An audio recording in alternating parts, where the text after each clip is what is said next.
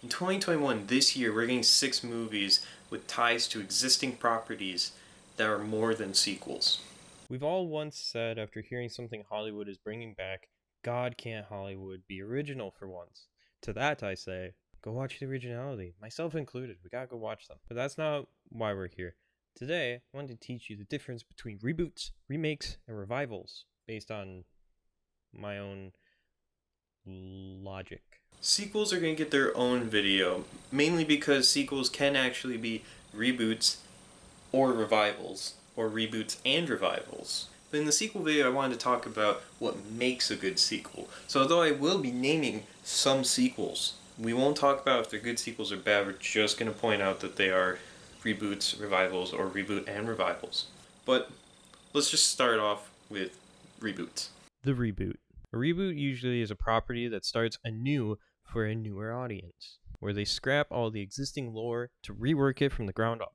This also means ditching existing actors to get newer, younger talent that could do the role for possible years. The reboot is just to spark interest into the franchise again. This is awkward. The remake. A remake is mostly a reboot, but instead of changing up the story, they copy and paste the story and change the actors and actresses. You can sometimes see shots being recreated for the remake from the original movie. This is awkward. The revival. Revivals are straight up sequels most of the time. When something is being revived in Hollywood, 90% of the time it's a continuation of the story that ended. On the rare occasions, it does sometimes not even do anything. It could be like a reunion of the cast. I'm looking at you, friends. Damn it! If you're wondering what those noises are, by the way, when you're hearing stuff, I have my window open. It's about to storm. I wanted to hear the storm. Hopefully my window is not too much open. And I hope my little spider friend is okay. There's a spider that's just chilling on my sill. Hope he's alright. But now that we're all over the differences of the 3 words, let's get some examples of each. Starting with reboots. The 2018 movie for Tomb Raider is actually a reboot for the Tomb Raider from the early 2000s, which also got a sequel in the early 2000s, and it starred Angelina Jolie. But these ones are based off the original games, whereas this one's based off the 2013 reboot. So it's a reboot of a reboot.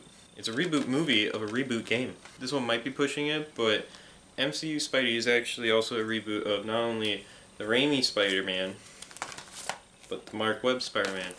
And because, you know, he doesn't follow any of the stories that these two already went through.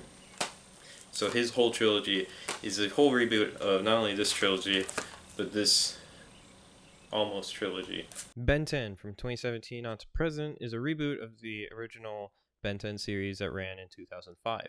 Teen Titans Go is a reboot of the Teen Titans TV show from 2003. We can even go as the CW Flash, which has been going from 2014 to the present, is a reboot of the 1990 to 1991 series The Flash, which starred John Wesley Snipes, who plays Henry Allen / Jay Garrick in the CW Flash. So good for him.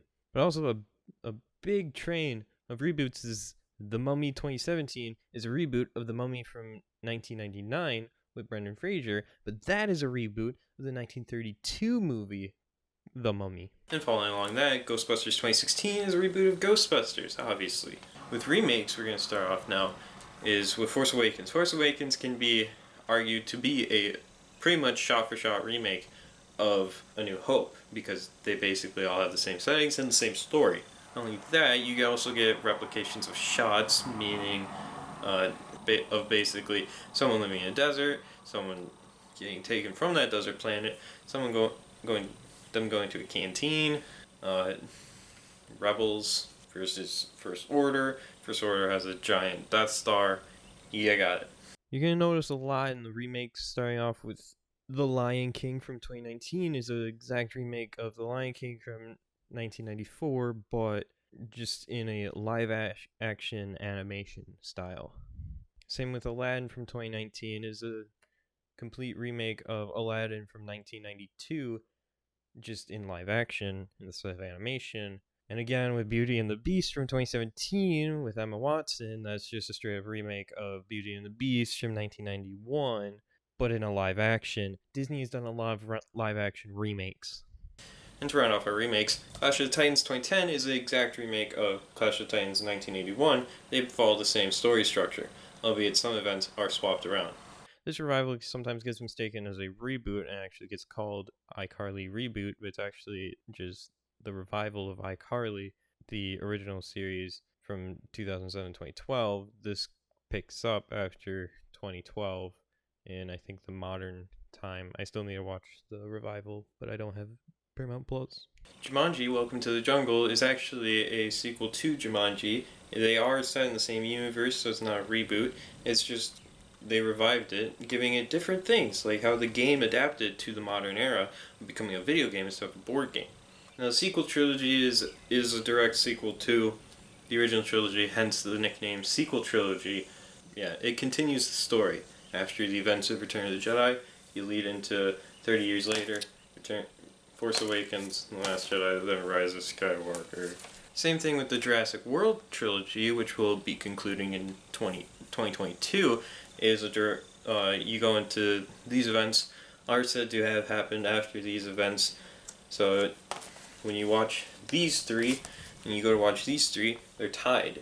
BBC's Doctor Who is a revival of the original Doctor Who series, also on BBC, that ran from 1953 to 1989, and the new Who, which is what it's been dubbed, has been running from 2005 to present, and it still acknowledges all the canon and lore from the classic series. This newest movie, Ghostbusters Afterlife, which is coming out this year, is a continuation of Ghostbusters and Ghostbusters 2, and has no ties to the 2016 film, making it kind of a Devil May Cry situation.